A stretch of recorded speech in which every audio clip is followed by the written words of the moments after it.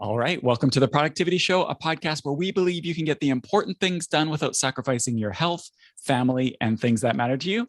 My name is Brooks. I'm from the Asian Efficiency team, where we help people become more productive at work and in life. And I am joined by Marmel. Marmel is a member of the team, also Scrum Master, wearer of very many hats. How's it going, Marmel? What's going on? I'm doing good. Thank you for having me. Pretty excited. I like this topic.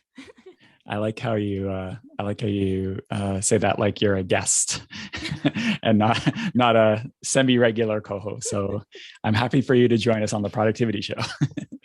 All right. So you mentioned you like this topic. I do too. This is something that I've discovered, and I'm not going to speak for you. What I'm about to say, I'm strictly speaking for myself. One thing I have discovered from having two kids who are now high school age is I literally don't remember anything from school. I kind of suspected this was true as my kids were growing up, but now I know it's true, especially in subjects like math and that sort of thing. The farther they go, the more I realize I do not remember. I thought I was a reasonably smart person, but it turns out not so much. And this wouldn't be a problem, except kids get homework and I have to admit to them that I really don't know how to help them with stuff like their math. If you want to create a task management system, if you want to integrate a bunch of systems like a calendar with a CRM, that sort of thing, I'm your guy. But ask for help with like a quadratic equation or something like that. No. How are you feeling with quadratic equations, Marmel? What is that? Yeah. I feel the Well, same way, actually. okay, good to know. I'm not alone. I suspect some listeners will feel the same. Fortunately, though, there are lots of tools now to help kids with their schoolwork. Chances are, if it's anything like mine, your kids already are going to know about these things. Somehow they know about this stuff, but they don't tell us. But just in case, in this episode, we're going to share some of our favorite tech tools to help kids with your homework. Even if you're not a parent, maybe you know somebody who is, and if they mention their kids are struggling and that sort of thing, you can bust some of these out. I'm here to profess my ignorance so that you don't have to. You're welcome for that. In the next episode, we are going to be going back to an area where I'm much more comfortable, and that is browser hacks. Tan and I are going to be talking about some of the things we do in our browser, how we have it set up, the different extensions and plugins we use. So that's more traditional Brooks territory. But for now, we're going to get into tech tools, for helping kids with their schoolwork. But before we do that, we always like to start every episode with our top 3 resources. And Marmel, why don't you share your top 3? Yeah. So actually, the first one was a recommendation by one of our Productivity Academy members, Toby, and it's a book called "Getting Things Done for Teens: Taking Control of Your Life in a Distracting World." So we have the Getting Things Done adult version. So this is a perfect book for teens. Another one is an app. It's called Ibis Paint. This is recommended. Was recommended by Mary. She's another team member of AE. But I remember that Bella, my daughter, also used this as a kid. She would use it for art and drawing. Then another one is Khan Academy. So it is a free online you can find free online courses for Khan Academy, and it's basically geared towards children. So if you're looking for something to do with your kids during summer breaks or during their off period, I think this online this resource is best for them. All right. We're going to have links to all of those things in the show notes. So you can see those in your podcast app or by going to theproductivityshow.com/420. And yeah, we couldn't really not mention Khan Academy in this one, but we didn't want to include that as one of our tech tools that we're going to share. So we want to do it in the top 3 resources. But let's get into these tech tools. And I will go first. And the first app that I'm going to share is a tool called Photomath. So Photomath is an iOS and Android app. This is one I first learned about from my kids. Somehow they and all their friends know about it. And honestly, this app was the inspiration for this episode, to be totally honest, because it just blew my mind. There's a million calendar apps out there. This is a little different. What what photomath will do is allow you to take your phone's camera and point it at a math problem, even one that maybe your kids have written out on, just with a pencil or something like that. And it will recognize it, and it will actually help you solve it, but also not just give you the answer, but will show step by step the way to solve it. And it can suggest different ways to do it.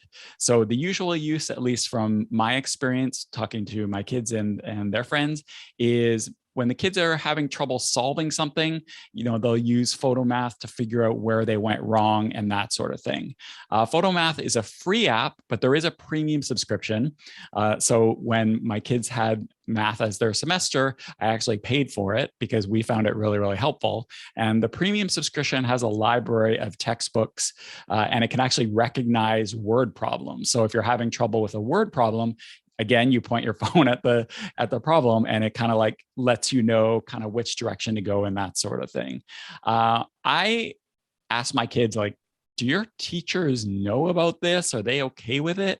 And at least going by what they told me, they said, yeah, teachers know about it. And in fact, if you go to their website, which we'll link to in the show notes, they even have like suggested curriculum for teachers and that sort of thing.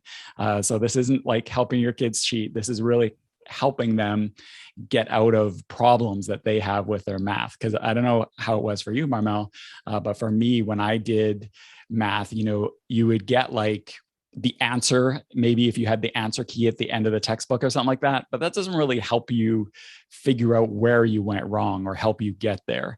And it just totally blew my mind that you could just point your camera at a handwritten or typed thing, and it can help you solve it. I think there's going to be more and more of these types of apps for all sorts of different subjects. How about you, Marmel? I have 2 teenage boys. I know you have a teenage daughter as well. Did you ever use an app like this? I wish I did. I just found out when you were creating the show notes, and it's already summer break for Bella, and it's like, where was this like 2 years ago? Because it's really hard, and as a parent, like I would feel helpless when could not explain something to her, because because of the pandemic for the past 2 years, she's been learning at home. They've been doing virtual learning for her school, so they'd get assignments, and then I'll stare at it. And no matter how long I stare at the math problem, it's still a problem. We go to YouTube, look for videos, but we still couldn't figure it out.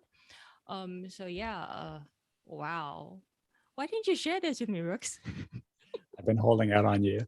And yeah, like that's the thing. There are lots of resources to help you learn how to solve something. Like you said, there's like a ton of YouTube videos and that sort of thing. The problem I have with those is a lot of times it's like a 8-minute or 11-minute video and you have to like go through it to find the answer that you need. Like it's like, hey guys, in this video we're going to be, like there's like Yeah. a whole, when I was in school we didn't have these kind of problems, but now it like people are telling their life story, and it's like, buddy, just show me the answer or show me how you do it. Well, with Skip. photomath, with photomath, you don't need to sit through somebody's life story and how they had problems in high school math. It's right there for them. So yeah, check that out. And like I said, we'll have links to that in the show notes, theproductivityshow.com/420. All right, so that is tip number 1, photomath. Marmel, why don't you take tip number 2? Okay, so for tip number 2 for me is have a separate communication platform just for schoolwork. So there are literally, I don't know, thousands of communication platforms out there. So we have Messenger, we have WhatsApp, we have Viber, we have Line. There are even those that I don't even know about. um but this, I actually got this idea because my family went on a like a 2-week trip around Asia, and I created a separate family group just for that trip. And this is the reason why I got the idea to do the same thing for Bella, but I took it out of Facebook. I didn't want us to be communicating in Facebook or in I message groups, but just because there are other messages there, could be jokes, we share that a lot, or pictures of the cat. So what we're actually using, and this is just an example, you can use another platform, whatever works best for you. But because for Bella School, they use the basically the Google environment. So we use Google Spaces. And since she has a school email, again, within the Google environment, it's just a perfect place. If you're a TPS Plus member, you will see a screenshot in the show notes about what we use. So aside from the chat feature for in Google Spaces, you can actually add files there. You can add tasks as well. So everything school related goes there. We don't talk about the cats or the dogs there. It's just schoolwork. I love that idea. I think I'm actually going to steal it from you because we don't have anything like that. But I think that's a really, really good idea because we also have like a family chat and stuff like that. But again, and we use iMessage for that, or messages, I guess it's called now, on our Apple devices. But again, everything's kind of mixed together. It's like tutoring stuff, school stuff, but also like my wife, as we record this, is at a trade show in Detroit, and she's sending pictures of these cool robotic arms that she sees, and like and again, it's like also like reminding them of soccer. It's asking them to take their dishes downstairs. Like it's all like a mix of stuff, and I think it's just like we talk about with productivity in general. Like we say, hey, it's a good idea to have separate calendars for separate areas of your life so you can get really focused. I think this is a great suggestion, having a focused area just for school stuff, learning stuff, and that sort of thing. So I think I'm gonna rip this off. I'm gonna check out Google Spaces, since that seems to be working for you. Another thing I like about it too, and this is kind of like related, is like I don't know if your school has this, but our school has this kind of like e-platform that you can log into, and you can see like their marks, you can see upcoming stuff, but it's really not user friendly. It's kind of a mess to find anything. It's really, really like you just don't feel like going in there. But if you have a family thing just for you, you can kind of like take the stuff out of there that's important, and put it in there and not have to deal with always logging into that system. So I love that idea. Bella School has that too. We call it Soul, but I feel like it was created during the Jurassic period. It's not user friendly at all. So I get what you mean. So what I actually do is that, like, they have their own calendar there. So what I do is I actually take whatever is there and I put it in Google Calendar. Again, just using Bella's school email. So everything is just, in the Google environment, because even Google Spaces is free. So, just having it all in one place and not having um any other stuff there. So if we're using Bella's school calendar, is everything in that calendar is just school related, and I just got those dates uh from her school's platform. All right. So that is tip number 2, to have a separate communication platform just for learning and schoolwork. So I like that one. So I will take tip number 3. And tip number 3 is to use an on-demand online tutoring platform. So I don't know if it's normal where you live, Marmel. Where I live, it's very normal for kids to have tutors. So either they like know some sort of university student and pay them a couple of bucks, or it's more than a couple of bucks, to tutor them in a subject, or there's like specific tutoring places kids can go to. That's definitely very common where I am. And there's also online tutoring. So you can have an online tutor to help you with this or that. We've kind of done it all, at least in our family. And those are great. You meet X days a week for a certain amount of time, and either you work on a curriculum, like maybe they have a math curriculum or a social studies curriculum or a language curriculum or something that you work through, or they kind of like you bring whatever homework help you need and get help with homework. So that's one way to do it. But there's another type of tutor that I think not many people, or not as many people, have tried, and that is an on-demand tutor. So what this is it's a service where they can just help you with specific situations and roadblocks. So if you're doing something and you just really need help with a certain subject, you're not understanding something, there's services out there where you can just connect with them, talk to a tutor, they'll help you out and kind of get you on your way. So it's kind of good if you don't need somebody on a regular basis, or you just want to have somebody on standby. There's lots of different options out there. The one we have experience with is called School is Easy. So I'll put a link to that. I'm not necessarily saying that one's the best or anything. That's just the one we have experience with. And the way it works is there's an Android or an iOS app where you can just pay by the minute for what you need. And so you only pay for the time that you need. It's not like a commitment or anything like that.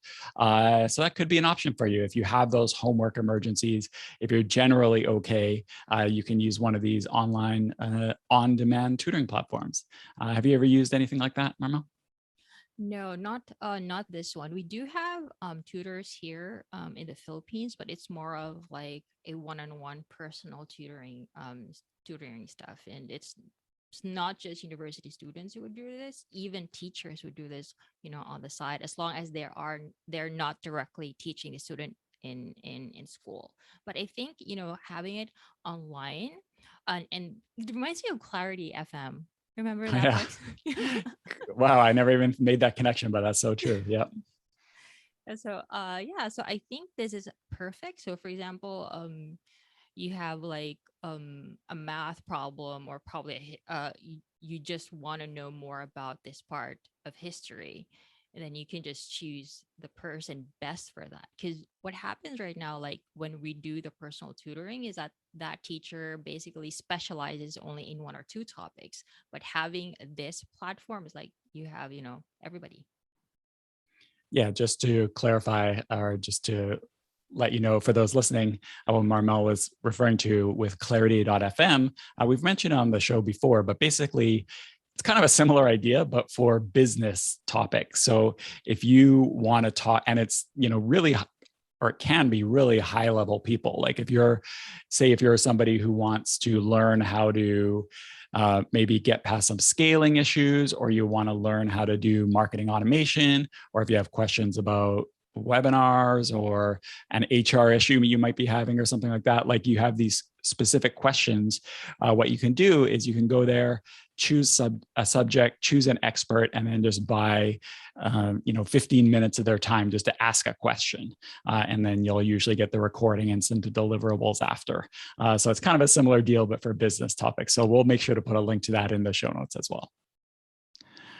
All right, let's move on to tip number 4, and that is language apps. So some examples are Google Translate or Duolingo. Kind of hesitate to mention this because I feel like Google Translate and stuff like that is something everybody knows about. But I did want to mention it because it actually can be really helpful for school as well.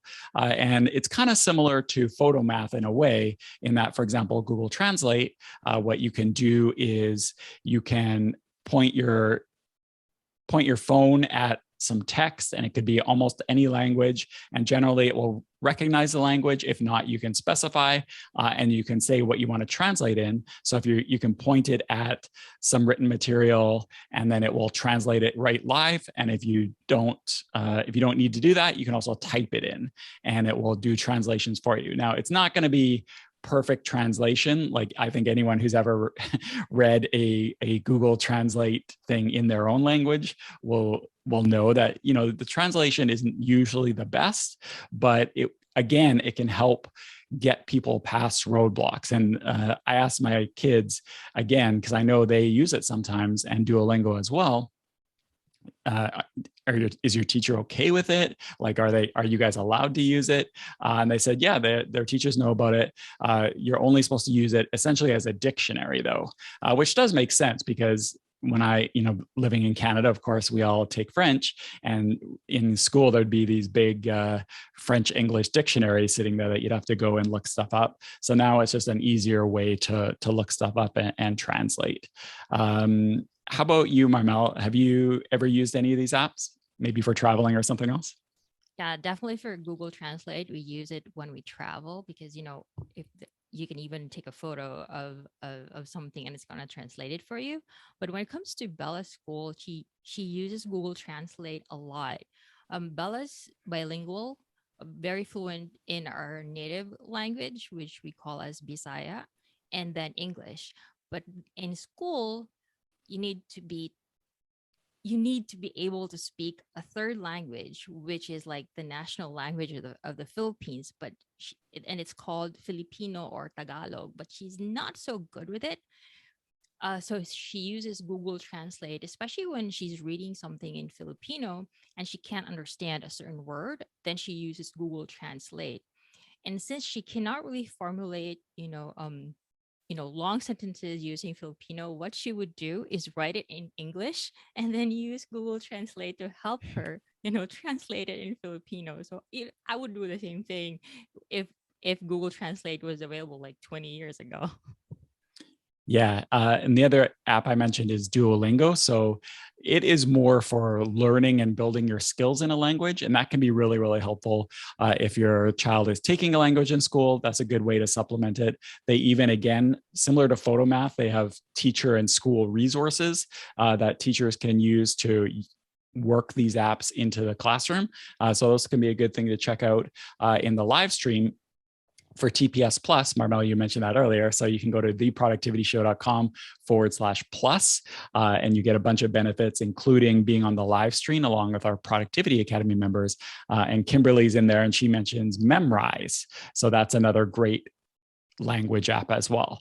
And so, yeah, these language apps, I don't consider them cheating personally, because at the end of the day, you do still need to know how to speak it, but they can be really great for getting past those roadblocks, like you said, figuring out something and moving on. And as long as it's all your teachers and stuff are all on board with it, I think it's totally fine. All right, so we wanted to end the episode just looping back to, and it actually the number one top 3 resource, Marmel, you shared, Getting Things Done for Teens, is a good example of this.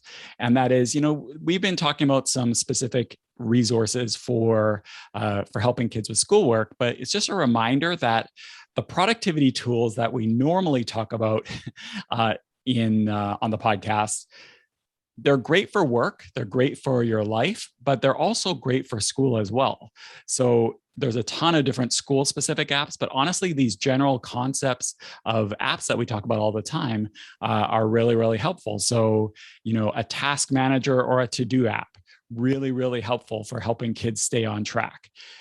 Even if it's just using reminders, if they're Apple users, or Google Tasks, or like you said, the tasks in your Google Spaces. Even if it doesn't have to be a full blown task manager, even the to-do app that's built into their devices is honestly pretty good. Calendars is another one. You mentioned using Google Calendars. We use a family calendar, Google Calendar, and a physical family calendar as well. We actually talked about that in an older episode. You can go to theproductivityshow.com/235 to check that out. But teaching your kids to use to-do lists, to use calendars, to use organization apps like OneDrive, Google Keep, Evernote, Notes, teaching them to use Teams and that sort of thing. A lot of schools use that anyway. Teaching them how to use these tools themselves. They're great for us as adults, but they're also great for kids in school as well. And so the more you can build those skills right off the bat, the better off they're going to be even after they go out of school. How about you, Marmel? When you mentioned using Google Tasks, is that kind of the way you guys do it within the Google Spaces? Yeah, so anything that's school related that she needs to finish, like a deadline for like a performance task or a project that she needs to submit, then it goes to the tasks within Google Spaces. So we try to have Bella be as tech savvy, like introducing her to 1Password. So in our family, we have the family account. So I introduced her to that. I said, never write down your passwords, anywhere, like what my mom does on a piece of paper. No, so and then yeah, teaching her about notes. She uses Dropbox because they use it for school as well. She knows how to use Google Drive, and we get like 2 terabyte in iCloud, so making sure that she stores all her drawings in a cloud. So I think it's great now we're in us parents and the kids can meet in the middle when it comes to technology, because there are just a lot of things that they know that we don't, and that we know that they don't know about. So it's you know like when we talk about tasks, like we didn't have that before. We used to have a school diary, like literally write things down. I'm not sure if you had that before, Brooks, but that's what we had. But right now, like everything is online. Like the teacher can check it online as well, so it's amazing. Well, I'm glad you mentioned the school diary because, if yeah, of course, we had that too. If you find that your kids are not responding well or making use of the digital tools that we just mentioned, that is actually a great option too, which is to help them go analog, like help them go the other way. Like instead of getting using all these tech things, if it's not working for you, just try using like either a school specific agenda or even just like a normal calendar or notebook, even going the other way and help them with analog. Maybe that could help them focus and stuff like that and be separate from technology. So yeah, there's a lot of different options. In the live stream, Kimberly makes a great point too about teaching them to use focus tools. So even tools like she mentions Momentum, which is one of my favorite browser extensions, but other things like that, things to help them focus, maybe teach them or maybe you have to use it yourself, maybe use things like blockers and that sort of thing, help them develop those focus skills as well. So that's a great tip. Another thing I want to mention, you mentioned meeting kids in the middle. And I'm really glad you said that because as we're teaching kids to use these tools, another thing we need to keep in mind is the way they use them is probably not going to be the way that we use them. And that's okay. And I know I definitely had a hard time with this. My kids would be, say they had to make slides or something like that for school. There'll be a $2,000 computer sitting right there and there'll be a desk sitting right there, but somehow they're like lying on the floor upside down, building slides on their phone. And I'm like, what are you doing?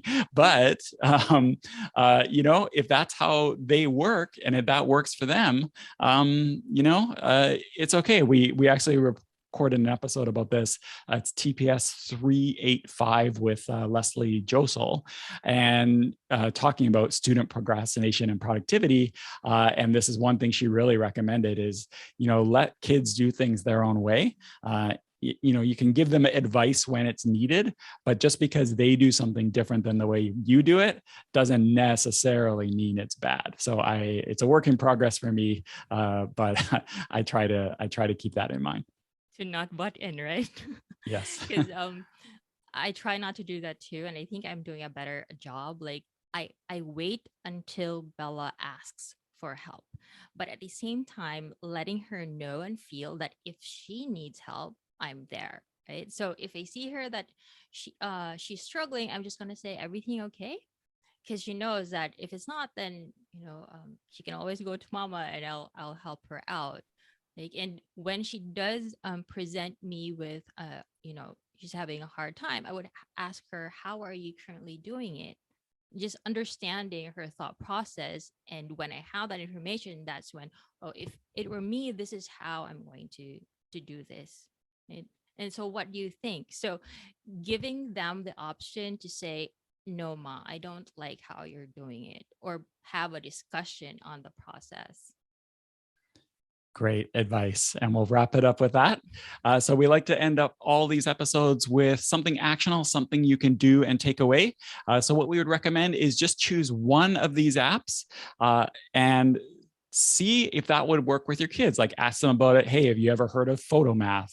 Have you ever heard of Duolingo and that sort of thing? Like see what kind of challenges your kids have and introduce one of these things. maybe talk to them about how you'll help them get started with it, and then how you will support them. And if necessary, like we just said, maybe get out of their way as well. In our next episode, Tan and I are going to be talking about browser hacks. So I'm looking forward to that. And we'll have links to everything that we talked about in this show at theproductivityshow.com/420. So thanks again. Thank you, Marmel, for being here. And we will see you next Productive Monday.